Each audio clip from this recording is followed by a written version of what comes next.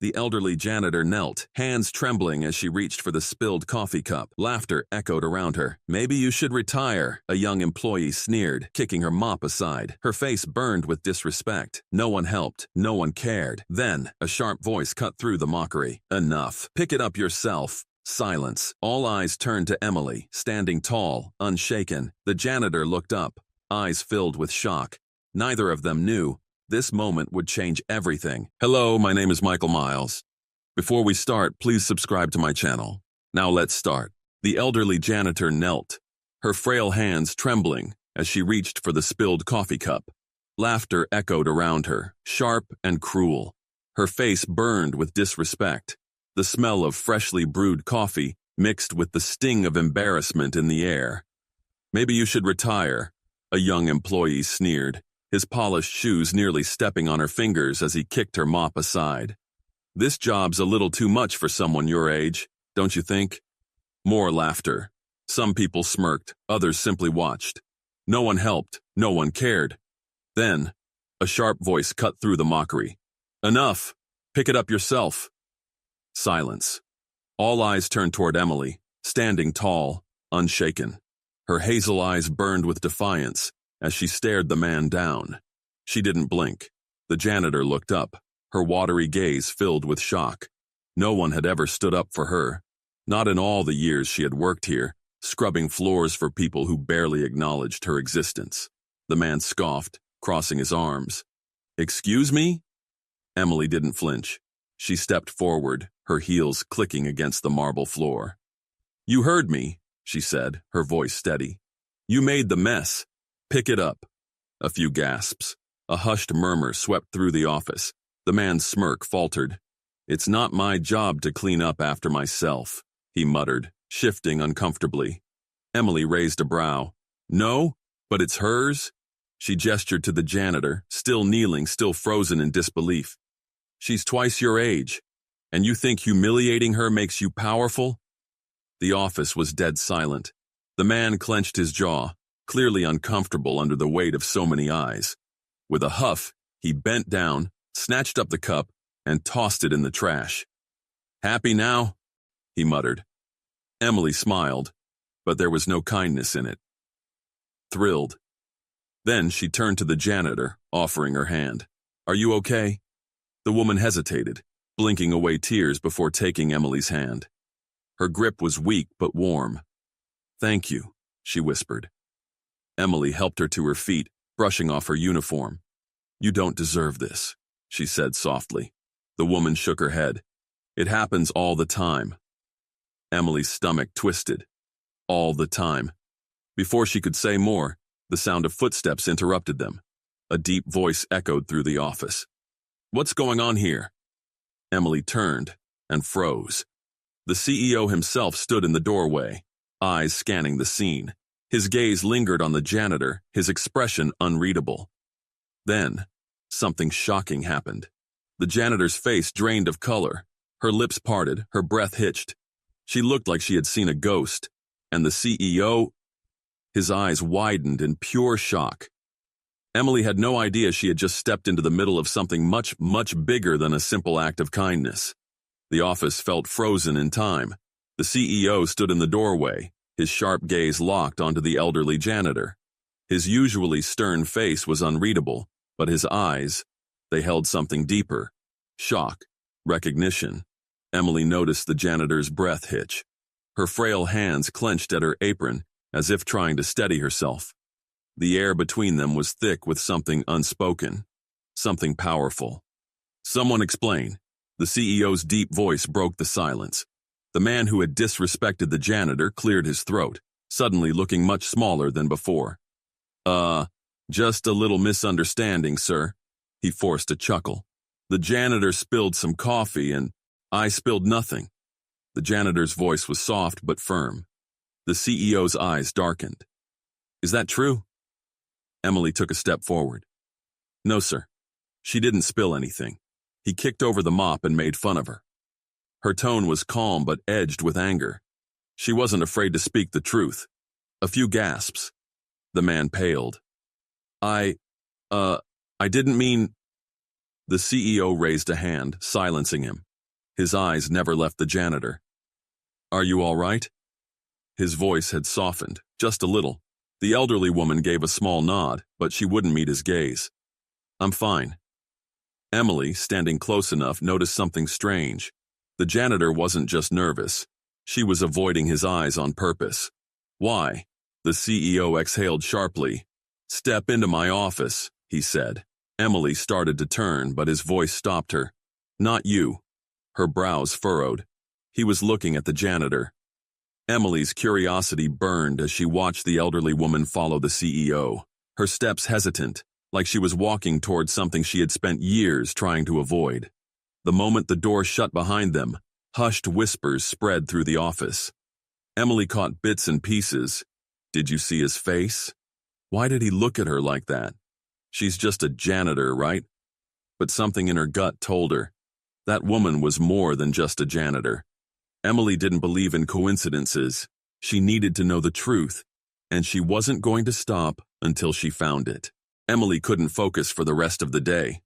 The moment the CEO took the elderly janitor into his office, something shifted in the air, like a secret that had been buried for too long was about to surface. But what was it? She kept replaying the scene in her head. The way the CEO looked at her. The way the janitor refused to meet his eyes. It wasn't just surprise. It was personal. By the time her shift ended, curiosity had completely taken over. She had to know. As most employees packed up and left for the evening, Emily stayed behind, walking quietly toward the CEO's office. The door was slightly open. Inside, the elderly janitor sat stiffly across from the CEO, her hands folded in her lap. He leaned forward. His usual commanding presence softened into something almost vulnerable. "I searched for you," he said, his voice low.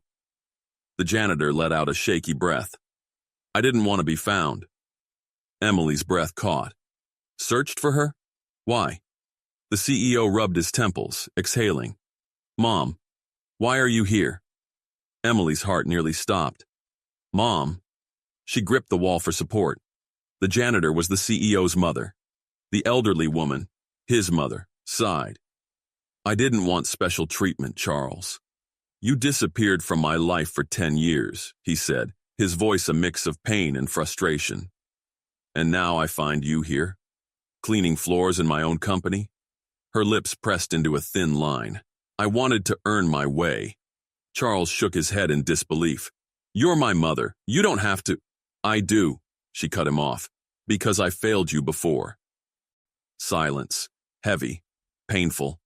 Emily swallowed hard, her mind spinning. What happened between them? Before she could process it, Charles spoke again, his voice tight. "I never needed your money, Mom. I needed you." The elderly woman's shoulders sagged. Tears filled her eyes. "And I need to make it right." Emily's heart ached at the raw emotion between them. She shouldn't be hearing this, but she also couldn't walk away, because somehow, in ways she didn't understand yet, she was now a part of this story. Emily's heart pounded as she stood frozen outside the CEO's office. His mother, the elderly janitor, the woman everyone overlooked and disrespected, was the mother of the most powerful man in the company, and no one knew. Inside, Charles exhaled sharply. "Mom, you didn't fail me." His voice was softer now, the weight of years pressing into every word. His mother shook her head. "I walked away, Charles. I made mistakes. I thought I was protecting you, but I was wrong." Emily leaned closer, careful not to make a sound. "What mistakes? What had driven them apart?" Charles ran a hand through his hair. "You didn't just walk away, you disappeared. No calls, no letters. I spent years wondering if you were even alive." Tears welled in the elderly woman's eyes. "I was ashamed," she whispered. "Your father, he left us with nothing. And her voice broke. "I couldn't provide the life you deserved. So I thought, maybe you'd be better off without me." Charles clenched his jaw. "Better off? Do you know how many nights I stayed up hoping you'd come back? Do you know how it felt to build all of this? Without you?" He gestured around the massive office, his empire. Emily's chest tightened. This wasn't just a mother and son. This was a reunion tangled in regret and lost time. The elderly woman wiped her tears with shaking hands. I wanted to come back, so many times, but I was scared, and when I finally did, I didn't want to walk in as a failure. I wanted to prove I could stand on my own. Charles looked at her, his anger melting into something else, something deeper. Mom, you never had to prove anything to me. A beat of silence. Then, in a voice so fragile it almost broke Emily's heart, the elderly woman whispered, "Can you forgive me?" Charles didn't hesitate. He stood, walked around the desk, and pulled his mother into his arms. "I already have," he murmured. Emily blinked back tears, overwhelmed by the sheer power of the moment. But just then, a voice behind her made her jump. "You heard everything, didn't you?" Emily turned sharply, her breath catching as she faced Charles himself. The CEO was staring right at her. Emily's breath hitched as she locked eyes with the CEO. Charles had caught her. For a moment, silence stretched between them. Then, he sighed, shaking his head. "Come in." Emily hesitated but stepped inside, her heart pounding. Charles looked at her carefully. "You stood up for my mother today." Emily swallowed. "I just did what was right." His gaze softened. "No one has ever done that for her." He turned to his mother, still wiping away tears. "And you didn't think I'd want you in my life, but you were wrong." The elderly woman smiled weakly. "I know." Charles exhaled and turned back to Emily. "People like you are rare." She shifted uncomfortably. "I wasn't trying to impress anyone. I just couldn't watch it happen." He nodded, considering her words. Then, to Emily's shock, he reached into his desk and pulled out a document. A job contract. "This company needs people with integrity," he said. "How would you feel about a promotion?" Emily's eyes widened. "What?"